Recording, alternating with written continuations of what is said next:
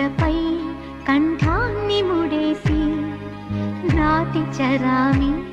అంటాడు ఒట్టేసి అక్షింతలతోనే మంత్రాలు నీలపాలు మరునాటి నుండి నీ బతుకు బూటుకాలు ఇంటికి దీపం ఇల్లాలు అత్తమామ కాదంటే చీకటి పాలు మగవాడే నీ నొసటన రాసి మనుము రాతలే ఆడకూతురా నీకు అడుగడుగున వందనం అనుని